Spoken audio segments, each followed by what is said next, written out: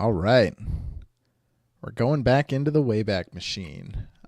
So this actually was a project from only a couple of years ago, but it was, well, as the description up here says, it was a fan tribute to the 90s text mud, The Mind's Eye.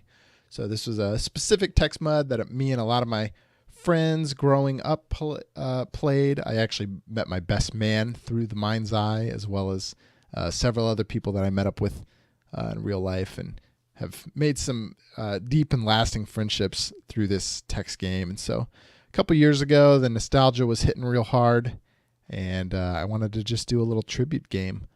And so I used RPG Maker MV, which had just come out and actually was the first RPG Maker to feature JavaScript, which for those that know me, is a big JavaScript developer in the real life. So here we go.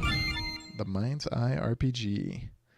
So we'll just read here. While visiting your cousin's house, you go secretly exploring the house. Soon enough, you find the stairway to the attic.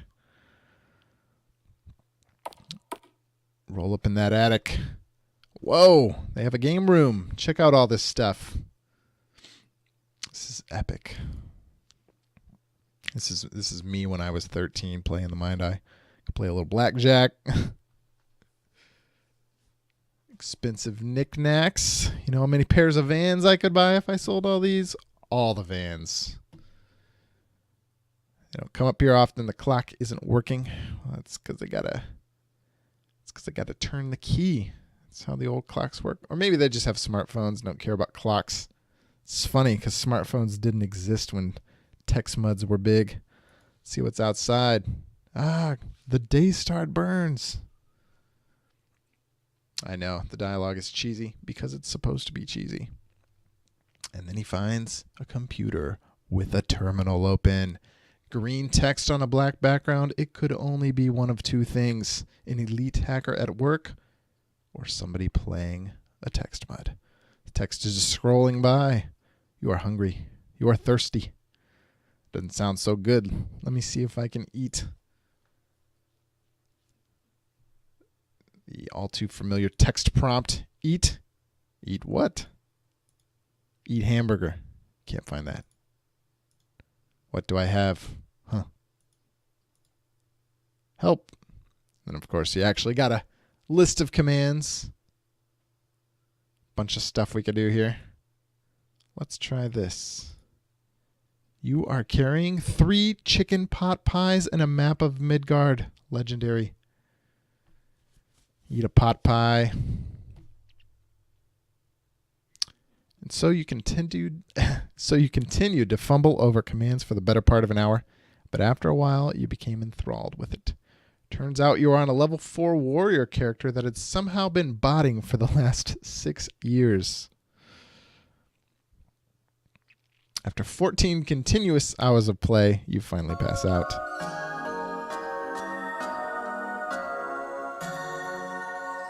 And naturally, that's when our hero gets trapped inside the game.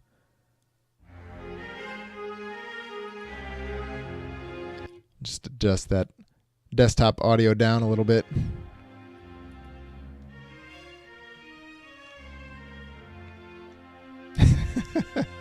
Some strong language. This was a no channel. Those that played text muds know what a no channel is. It's when the admins took away your ability to chat. And so we go through this dialogue where we're faking the terminal commands and so forth. So we'll just kind of roll out.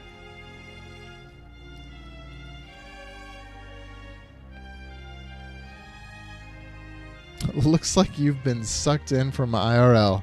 That's a bummer. You have to reach Hero, which is the highest level, in order to get out of here. But that doesn't make any sense.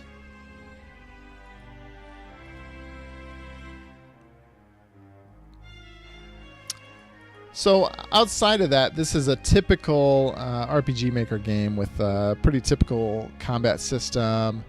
All of the classes and all of the abilities used in the game are modeled after the real characters on the mud, and their actual abilities and so forth.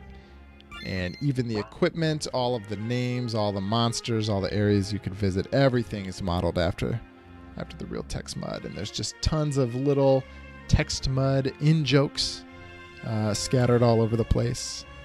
This game is actually not a finished game. I think there's enough content to get you up into about level 35 or so, I want to say, when the max level was 51, with 2 remorts actually, which is the equivalent of a prestige system. And so this was just a little passion project that I did, I think over the course of about a summer or something like that, a couple of months, where I just fiddled on this and just kind of slathered in the jokes, and a lot of fun map design, converting some of those iconic text areas into graphical formats. Just a lot of fun. And also interesting learning experience, because RPG Maker MV was significantly improved from some of the earlier versions of RPG Maker that I used.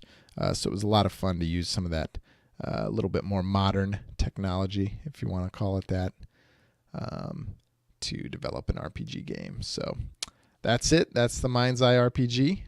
One of my few offline games, but did see a lot of play among folks in my friend group and other acquaintances from back in the mudding days, when I sent out some, information that, hey, this game, here's a game I made. It's about our old childhood hangouts. So there you go. That's the Mind's Eye RPG.